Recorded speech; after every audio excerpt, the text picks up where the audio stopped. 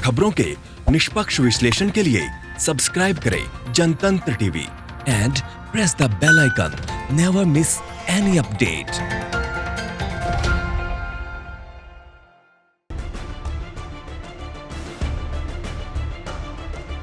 हम फिरोजाबाद आए, हमने यहाँ की फैक्ट्रीज, यहाँ की ग्लास इंडस्ट्रीज के बारे में जाना।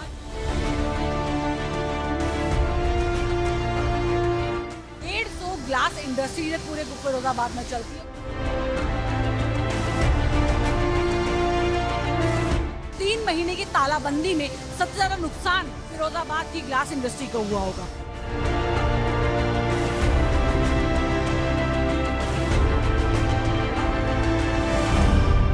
इंडस्ट्रीज है जो फिरोजाबाद की दोबारा शुरू हुई है लॉकडाउन के बाद। इसमें पूरी तरह की व्यवस्था बनाई गई है सभी वर्कर्स के लिए, ताकि वो आएंगे, उनका थर्मल डिटेक्टर टेस्ट होगा, फिर उनसे हाथ धुलवाए जाएंगे और उसके बाद वो सैनिटाइज होकर फिर आगे इंडस्ट्री की तरफ। अभी हमने आपको कांच इंडस्ट्रीज दिखाई कि जहाँ चूड़ियाँ बनती हैं, जहाँ कांच का सामान बनता है। अब हम आपको एक एक्सपोर्ट यूनिट पे लेकर आए हैं कि जहाँ से सामान एक्सपोर्ट किया जाता है। जाहिर सी बात है, जब हर जगह के बॉर्डर सील है, देशों के बॉर्डर सील है आपस में, तो एक्सपोर्ट भी सबसे बुरी तरह मार खा रहा है। तो यहाँ के लोगों से जानेंगे कि एक्सपोर्ट्स यूनिट में एक्सपोर्ट की चीज़ों में क्या गिरावट आई, कितना नुकसान देखा और क्या क्या कमियाँ पिछले 3 महीनों में माफ़ कीजिएगा हुई है, कि जिसकी पूर्ति करने में इनको कितना वक्त लगेगा।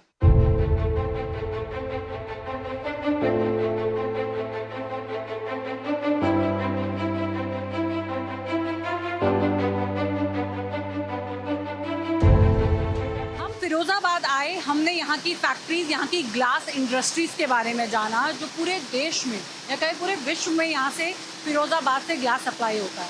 अगर हम इस जगह के बारे में बताएं आपको, इस फिरोजाबाद के बारे में बताएं, तो लगभग 150 ग्लास इंडस्ट्रीज पूरे फिरोजाबाद में चलती है और देश में सबसे ज़्यादा ग्लास प्रोड्यूसिंग जो एरिया है वो फिरोजाबाद है।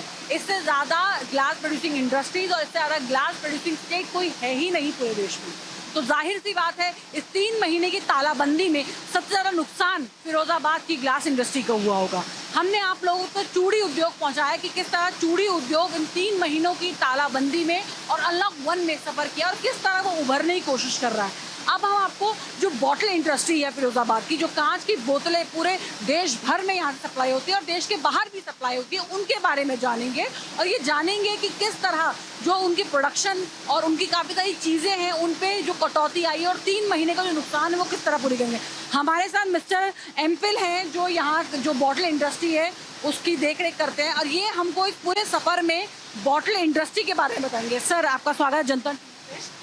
सबसे पहली बात कि आप यहाँ बॉटल्स बनाते हैं, कांच की बोतलें बनती है, चूड़ी के बाद कांच की सबसे ज़्यादा सप्लाई बॉटल की फिरोजाबाद से होती है। सबसे पहला स्टेप क्या है बॉटल बनने का? बॉटल बनने का पहले है पुराना बॉटल का ज़्यादा यूज़ होता है।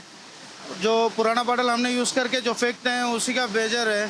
सेकेंडरी रॉ मटेरियल है सैंड है, वो है राजस्थान वगैरह, वहाँ से गुजरात वहाँ से आते हैं वो आके पहले आप लोग जो बोतलें वो कांच पिघलाते हैं, कांच पिघलाकर है। इसका नाम फर्नेस है।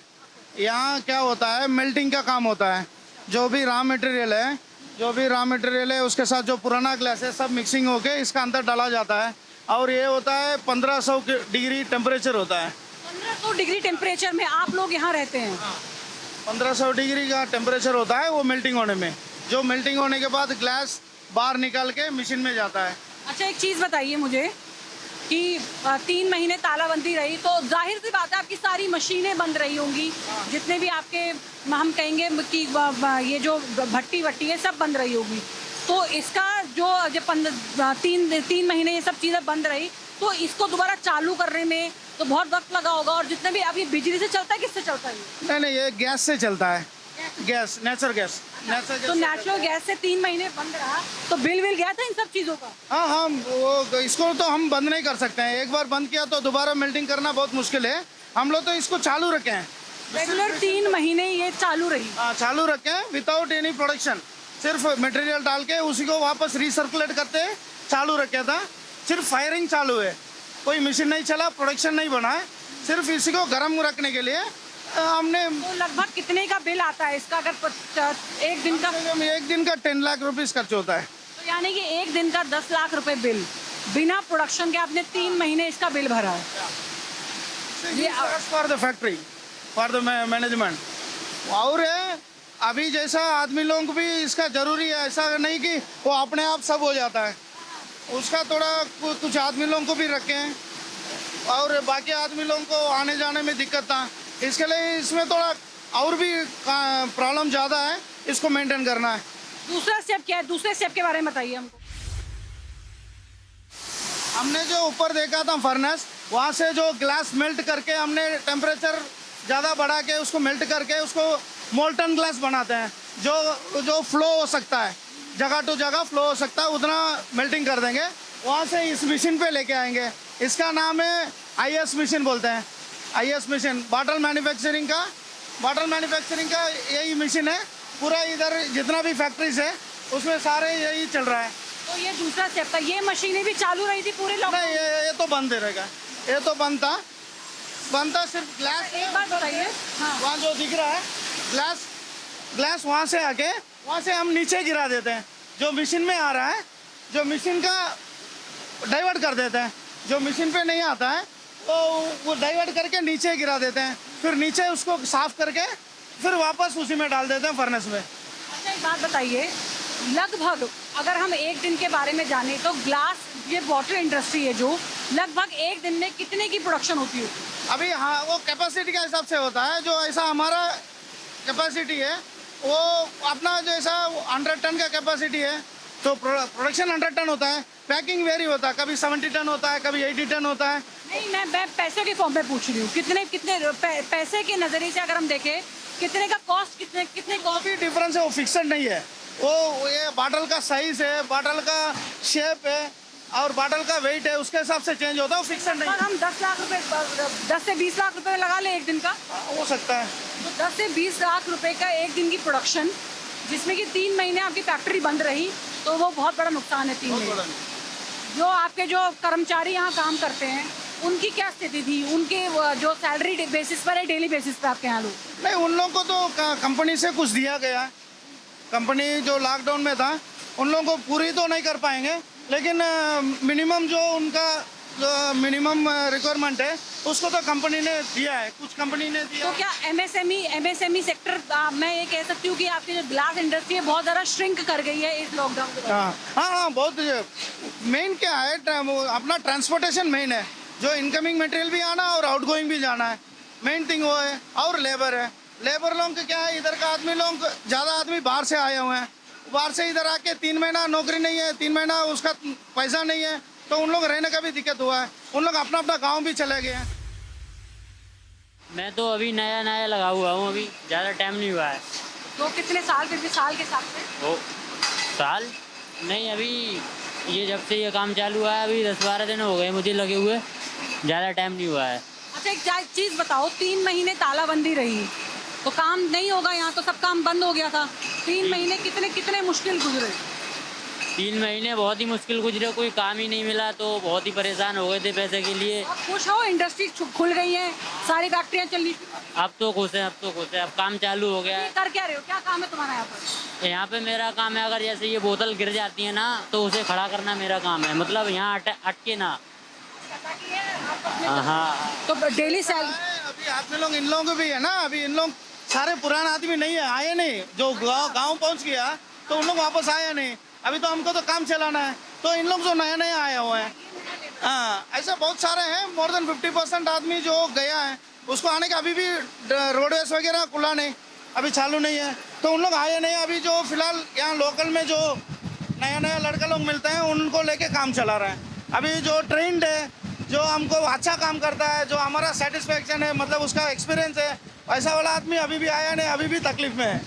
अभी भी नॉर्मल जो प्रोडक्शन लाइन है वो आए नहीं, अभी भी कुछ दिक्कत ही है। अभी भी हम ये कह सकते हैं कि इंडस्ट्रीज बेशक चालू हो गई है, सरकार ने बेशक कुछ परसेंट इंडस्ट्रीज को गाइडलाइंस जो इशू करी है उसके चलते इंडस्ट्री शुरू हुई है, लेकिन अभी भी जो कहते हैं कि मूल लेबर्स थे इनके, वो अब अपने गांव से वापस नहीं आ पाए। बहुत मुश्किल है इस दौर पे, इस लॉकडाउन के और तालाबंदी के दौर पे इस तरह की इंडस्ट्री चलाना, जिसमें कि फिरोजाबाद का हम कहेंगे मानेंगे यूपी की आधा रेवेन्यू जहाँ से जनरेट होता है, जहाँ से ये उद्योग शुरू होते हैं वहाँ पर इतना बड़ा नुकसान सहना अपने आप में बहुत बड़ा बात है फिरोजाबाद के लिए। बॉटल है वो टूट जाता है अपने आप, 5-10 मिनट हवा में रखेंगे वो टूट जाता है। इसको हम लोग अनिलिंग बोलते हैं, अनिलिंग करते हैं। जो वहाँ से मशीन में बना एक टनल जैसा आया है, टनल का अंदर से अनिलिंग होता है, इसमें जो स्ट्रेस स्ट्रेन है वो रिमूव हो जाता है, वो प्रोसेस है। उसके बाद बॉटल आता है, इसको इंस्पेक्शन करेंगे इसमें क्या कुछ डिफेक्ट है। ये किंगफिशर का बॉटल है, बियर बॉटल है। ये नाम प्रिंट होता है इसके हाँ, ऊपर। हाँ। ये नाम भी आप ही के यहाँ से प्रिंट होता है? हाँ, ये कोई कोई बॉटल का डिज़ाइन का हिसाब से, ये जो कस्टमर है किंगफिशर का कस्टमर है वो ही वांट दिस मोल्ड में एंग्रेविंग हो जाते हैं। कोई कोई प्लेन बना के स्टिकर बनाते हैं, वो उसके हिसाब से क्या है स्टिकर क्यों बनता है, वो कॉमन ब्रांड होता है, कोई भी भर के उसका लेबल लगा देते हैं, लेकिन इसमें ब्रांडेड है। हाँ हाँ, उसके बाद वो जो चेकिंग होता है बॉटल में सारे डिफेक्ट निकल के अच्छा बॉटल है वो से स्टार्टिंग वहाँ होता है। उधर देखिए, उधर बॉटल का चेकिंग हो रहा है। हाँ उधर का अभी जैसा ये वाला मशीन सब हमने मंगाए हैं। अभी जो लॉकडाउन में इसका कुछ स्पेयर आना था, आया नहीं। हाँ, स्पेयर आना था, अभी आया नहीं। इसके लिए रुके हैं, ऐसा इसका काम नहीं चल रहा है। ऐसा बहुत चीज़ सारे चीज़ है। अभी भी ट्रांसपोर्ट पूरा चालू नहीं हुआ। अभी जो भी बन रहा है वो पूरा बाहर नहीं जा रहा है, सेल में नहीं जा रहा है, अपना गुडोन पे जा रहा है, सेल भी नहीं है, तो हर जगह से तकलीफ है। ये फाइनल स्टेज है आपके। ये बन के यहाँ आएगा, यहाँ आने के बाद ये इन लोग बॉटल को चेकिंग करते हैं, बॉटल में कोई डिफेक्ट नहीं है, जो टूटा मोटा नहीं है। जो बॉटल जाएगा उधर कस्टमर के पास जो फिलिंग होता है वहाँ कोई दिक्कत ना हो, ऐसा इन लोग चेकिंग करते हैं। इस इन लोगों को कुछ कमी दिखता है उसको फेंक देते हैं बॉटल, वो फिर रिसाइकिल हो जाता है। यहाँ की फाइनल स्टेज है जहाँ बॉटल चेक होकर और इनको कूल डाउन करा जाता है ताकि आगे पैकिंग के लिए ये सब बॉटल भेज दी जाए। क्लीनिंग वगैरह यूज़ करने में वो वाला भरा जाता है, ये जनरल मार्केट का है। इसमें पेनाइल भरा जाता है, इंजेक्शन वाला भरा जाता है, टिंचर, जो भी मेडिसिन अभी जो बोल रहे हैं ना साफ रखना है, उसी का सारा जनरल मार्केट का चीज़ जो भी भरा जाता है, ये थोड़ा बहुत हमको अभी सपोर्ट कर रहे हैं मार्केट में। ये दवाई कहते हैं ना कि आपदा को अवसर में तब्दील करने का सबसे बड़ा एग्जाम्पल है। ये दवाइयों की बोतलें हैं, बहुत गर्म है पकड़ने में। ये दवाइयों की बोतलें हैं जो मार्केट इंडस्ट्री को भी थोड़ा सपोर्ट कर रही हैं कि जो दवाई जिनमें सप्लाई होती है आगे दवाइयों के लिए, वो बॉटल्स की प्रोडक्शन का जो चार्ज है वो फिरोजाबाद की जो बॉटल इंडस्ट्री है उनको भी। तो यानी कि हम कहेंगे कि एक थोड़ी सी ऑक्सीजन सप्लाई है ये, ताकि ये इंडस्ट्री थोड़ी धीरे धीरे ग्रूम करती रहे और धीरे धीरे ये अपने आप को बांट सके। एक चीज़ बताइए, आप इतने सालों से इस इंडस्ट्री को देख रहे हैं, 3 महीने का जो नुकसान हुआ है कैसे भरपाई होगी? नहीं, वो तो इतना इजी नहीं है, क्योंकि ये सब तो 100% कंटिन्यू रनिंग प्रोसेस है। इसको बीच में बंद भी नहीं कर सकते हैं, कुछ भी नहीं है। अगर ऐसा चीज़ 3 महीना कुछ भी नहीं हुआ, सारे माल हम डाल के उसको बेकार वेस्ट किए हैं, तो वो तो कवर होने में सालों भर लगता है। उतना इजी नहीं है, क्योंकि हम लोग मेन अभी कास्टिंग जो है महीने में हम लोग इतना खर्च होता है, उसमें 80% का कास्ट उधर ही होता है। उसमें जो बन के आ रहा है उसमें जो 20% वही है। 3 महीने फैक्ट्री वेस्ट कर 3 महीने फैक्ट्री बंद थी तो बिल सब जा रहा था फैक्ट्री का, कहीं से कोई रियायत मिली थी उद्योग छोटे सेक्टर्स को? और जो आपकी फैक्ट्रीज है इनको कोई रियायत मिली थी कि भैया 1 महीने बिजली का बिल मत दीजिए? नहीं, अभी तक तो ऐसा कुछ ये आया नहीं। अभी तक हमारा पास कोई भी सर्कुलर है, कोई भी चीज़ है, भाई हम फैक्ट्री को तो नहीं मिला, हम लोग के हिसाब से तो कुछ आया नहीं। यहाँ इसी फैक्ट्री का मामले में दूसरा कोई स्टेट में हुआ कि मालूम नहीं, यहाँ का इसी फिरोजाबाद में ऐसा तो कुछ आया नहीं लग रहा। वो तो कुछ है, ये नहीं है। चलिए, तो ये हमारे साथ बॉटल इंडस्ट्री थी जहाँ बोतलें बनती हैं फिरोजाबाद की, बहुत बड़ी कांच इंडस्ट्री है। लगभग चाहे वो चूड़ी उद्योग हो चाहे वो बोतलों का उद्योग हो, लगभग जगह की तस्वीर एक जैसी है। इनका साफ तौर पे कहना है 3 महीने फैक्ट्रियाँ बंद रही, लेकिन इनके जो रेकरिंग एक्सपेंसेस थे वो रेकरिंग एक्सपेंसेस रोज इनको देने पड़े, चाहे वो बिजली का बिल हो, चाहे वो फैक्ट्री का रेंट हो, चाहे वो और भी बाकी चीज़ हो। सरकार की तरफ से कुछ मदद हुई इनको, पर शायद हो सकता है कि वो मदद कागज़ों में रह गई, धरातल तक पहुंच नहीं पाई। हम सरकार से यही अपील करना चाहेंगे कि जो ये छोटे उद्योग है जिनके ऊपर 1000, 2000, 3000 लोगों के रोजगार का भार है, इनके लिए भी मदद की जाए। कहीं ना कहीं अगर हमारे धरातल पे ये छोटे उद्योग मजबूत होंगे तो इकोनॉमी को हमको मजबूत करने में ज़्यादा सहारा मिलेगा। इस वक्त हम फ़िरोज़ाबाद की बुहरान गली बाज़ार में है। ये फ़िरोज़ाबाद की सबसे फेमस चूड़ियों की मार्केट है। आप ये लगा लीजिए कि फ़िरोज़ाबाद में सबसे ज़्यादा तबके पे चूड़ियाँ यहाँ बेची जाती हैं। हमने आपको चूड़ियों की फैक्ट्री दिखाई जहाँ चूड़ियाँ बनती हैं, जहाँ ग्लास का काम होता है। हमने आपको बोतलों की दिखाई। तो अब हम आपको इस मार्केट में लेकर आए हैं जहाँ हमको असल रूप से लॉकडाउन का जो असर है वो देखने को मिलेगा।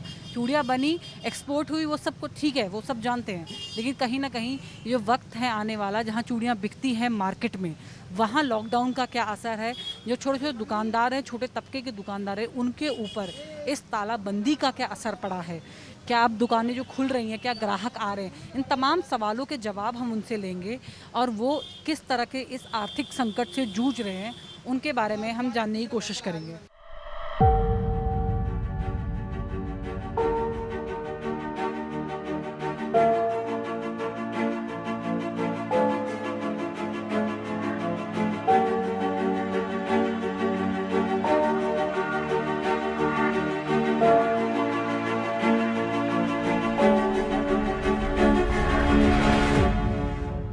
ये बाजार का खालीपन देखा क्यों? सबसे बड़ी फिरोजाबाद की चूड़ियों की दुकान है। नहीं, अभी देखा है दो महीने से 2 महीने से खाली है बाजार। अच्छा, अब तो मार्केटें खुल गई, अब ग्राहक आ रहे हैं?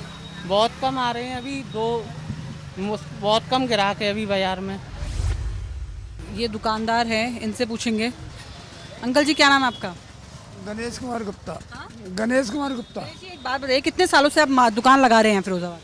हो गए 25 साल करीब। 25 साल से आप ही देख रहे हैं दुकान?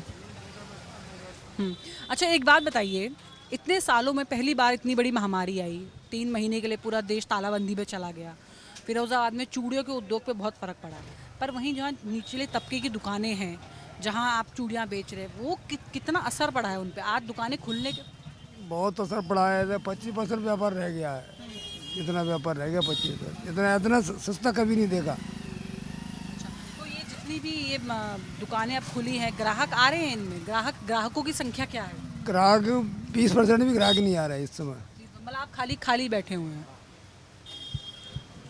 तो ये दुकानदार थे हाँ? नगद का कोई व्यापार नहीं हो रहा है इस समय। नगद का कोई व्यापार नहीं हो। तो किस तरह फिर सामान किस तरह बस लेकर आ रहे हैं? ये मोबाइल से व्हाट्सअप फोन से आते वो माल जा रहा है। बस अच्छा, ऑनलाइन मार्केटिंग हो रही है। उनसे खबर कर देते माल भेजने की, वो चला जाते हैं बस। और ये हमने बहुत ही अलग चीज़ देखी कि जो आपके जो नगद का सिस्टम है, जो हम कैश पेमेंट देकर सामान खरीदते हैं और कैश पेमेंट के बाद सामान बेचा लिया जाता है, जो एक मार्केट में लिक्विड कैश का फ्लो होता है, वो बिल्कुल ज़ीरो है इस मार्केट में। ऑनलाइन शॉपिंग में अब काफ़ी ज़्यादा ई ट्रांजेक्शन्स पे लोग बिलीव कर रहे हैं, काफ़ी ज़्यादा ई मार्केटिंग का जो स्केल है वो बहुत बढ़ गया है। तो उस वजह से हम ये कह सकते हैं कि जो ऑनलाइन शॉपिंग है वो बहुत ज़्यादा बढ़ रही है।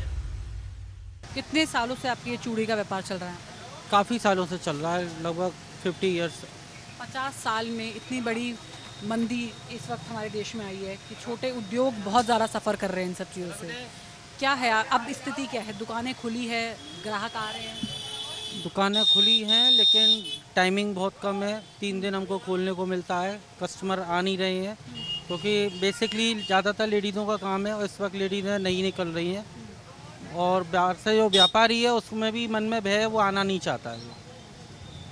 तो जो जो आपके वो हैं, क्या नाम कहते हैं, जो ग्राहक हैं, अभी हमको किसी ने बताया कि जो ऑनलाइन शॉपिंग है उसका स्केल काफ़ी बढ़ रहा है, तो क्या आप ऑनलाइन शॉपिंग में भी स्विच कर धीरे धीरे? ऐसा है कि फिरोजाबाद के छोटे छोटे दुकानदार है जो डेली बेसिस पे सामान बेचते हैं, वो ऑनलाइन शॉपिंग्स पे स्विच कर रहे हैं? नहीं, ऑनलाइन शॉपिंग चूड़ी में अभी उतना नहीं है क्योंकि इसमें क्या है, पैटर्न बहुत हैं, डिज़ाइंस बहुत हैं, साइज़ का बेसिक प्रॉब्लम रहता है। तो ऑनलाइन तो अभी इतना प्रभाव नहीं है।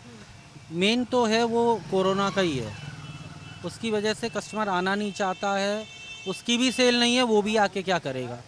जब उसकी सेल होगी तब वो यहाँ आएगा, तब वो पेमेंट करेगा, तब वो माल परचेज करेगा। मतलब कहीं ना कहीं मार्केट में कैश लिक्विड फ्लो कम है, इस वजह से डेफिनेटली दुकानदार हैं। डेफिनेटली। तो ये स्थिति है यहाँ के मार्केटों की कि जो मार्केट्स में लिक्विड फ्लो है जो कैश का, वो बिल्कुल भी ज़ीरो है। भैया, क्या नाम है आपका? मेरा नाम इकबाल है जी। दुकान लगा रहे हैं, माल वाल पहला बिका था कि अब जब दुकान बंद होगी तो पुराना माल बिका है नहीं बिका अभी तक? कस्टमर ही नहीं है मार्केट में। लॉकडाउन की वजह से बाहर का कस्टमर आ नहीं रहा है और लोकल वाला यहाँ घर घर चूड़ी बनती है तो वो ख़रीदता नहीं है। सालक भी ख़त्म हो चुका। लॉकडाउन ने सारी व्यवस्था चरमरा दी है। सारी व्यवस्था लॉकडाउन ने ख़राब कर दी है। जो व्यापार हमारा ये सीज़न का टाइम था वो पूरा लॉकडाउन में चला गया। ईद थी, सालक था, ये सारा लॉकडाउन में बेकार हो गया। लेकिन अब कहीं ना कहीं आपका अनलॉक 2 हुआ है, अनलॉक 1 आया, सावन का महीना आने वाला है, ये सब त्यौहार तीज त्यौहार के ही मौसम है, तो अब उम्मीद है? अब थोड़ी सावन की उम्मीद है और रक्षाबंधन भी अनलॉक 2 में आ गया है तो मार्केट जो एक दिन छोड़कर एक दिन खुल रही है तो कस्टमर थोड़ा भय में रहता है कि आज ये पट्टी खुली है या वो खुली है। उस हिसाब से मामला बढ़िया बन नहीं रहा है अभी।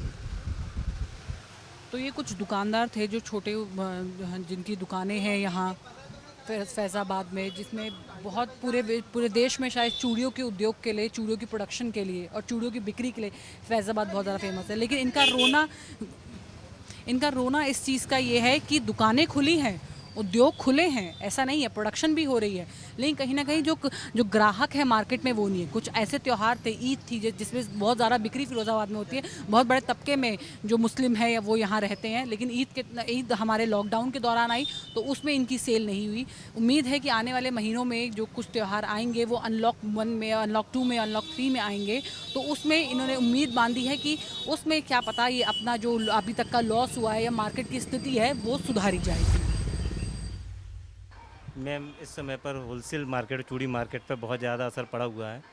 उसका कारण है कि बाहर से कोई भी व्यक्ति यहाँ फिरोजाबाद नहीं आ रहा है, कि जिसकी वजह से कि कस्टमर नहीं आने से तो ऑर्डर नहीं मिल पा रहे हैं जितने। हम लोग अभी ऑनलाइन के थ्रू उनको है ना डिज़ाइन वगैरह सेंड करते हैं, मगर कस्टमर को फिजिकली है ना वो चीज़ हाथ में पकड़ने के बाद ही उसकी क्वालिटी और उसकी चीज़ के बारे में पता चलता है। तो जितना ऑर्डर मिलना चाहिए फिजिकली मिलता है उतना नहीं मिल पा रहा है। आपका सामान यहाँ फिरोज़ाबाद खैर बहुत बड़ी चूड़ियों के लिए बहुत फेमस है। आपका सामान कहाँ देश के किन किन राज्यों में सप्लाई होता है? हमारा फिरोजाबाद से ऑल ओवर इंडिया, क्योंकि फिरोजाबाद ही केवल एक ऐसा शहर है जहाँ पर कांच की चूड़ियाँ बनती हैं। हिंदुस्तान की ऐसी कोई सिटी नहीं है जहाँ पर कांच की चूड़ियाँ न जाती हों। सबसे ज़्यादा जो चूड़ी की खपत रहती है वो रहती है बिहार में, यूपी, आंध्रा, छत्तीसगढ़ और अपने पंजाब। तो अभी पंजाब का जो सीज़न अभी चालू होने वाला है कि जिसे तीजे बोलते हैं, अभी सावन में बिहार में हरी चूड़ियों की सबसे ज़्यादा डिमांड है। तो अभी फैक्ट्रियाँ बंद चल रही हैं जिसकी वजह से हरी चूड़ियों की यहाँ पर अभी व्यवस्था नहीं बन पा रही है और बाहर से हमको ऑर्डर मिल रहे हैं तो उनको पूरा नहीं कर पा रहे हैं। अच्छा, जो आपका पुराना सप्लाई जो सामान था, जो स्टॉक में था, अचानक से तालाबंदी होगी तो जो सप्लाई का पहला पुराना सामान था आपका वो अब बिकना शुरू हुआ है? इतना नहीं, पहले जिन लोगों ने हमको काफ़ी बड़े ऑर्डर जो दिए हुए थे, मगर अभी लॉकडाउन के बाद में जो परचेजिंग पावर है उनकी लोगों की कम हो चुकी है, तो जिसकी वजह से काफ़ी लोगों ने अपने ऑर्डर कैंसिल करा दिए, या जिन लोगों के ऑर्डर थे तो उन लोगों ने उन ऑर्डर को है ना 50% कर दिया, या फिर आप एक काम कीजिए, कुछ कम भेजिएगा, अगर आगे ज़रूरत होगी तो हम फिर दोबारा से उनको मंगा लेंगे। लिक्विड फ्लो कहीं ना कहीं मार्केट में इस बार पैसों का नहीं है। तो ये था हमारा फिरोज़ाबाद का सफ़र, जहां हम यहाँ के चूड़ी उद्योग के बारे में जाना। यहाँ से जिस उद्योग से पूरे देश भर में चूड़ियाँ और कांच सप्लाई होते हैं, वो लॉकडाउन में किन किन परेशानियों से जूझ रहा था और अनलॉक 1 से अनलॉक 2 में क्या क्या सुविधाओं के साथ उन्होंने अपना काम धंधा शुरू करा है, जिसके चलते इकॉनमी को सुधारा जा सके और यहाँ के उद्योग को बरकरार रखा जा सके। एक ऐसा उद्योग जिससे डायरेक्टली या इनडायरेक्टली 3 लाख से ऊपर की आबादी फिरोज़ाबाद की जुड़ी हुई है और पूरे देश भर में इसका फ्लो बना हुआ है।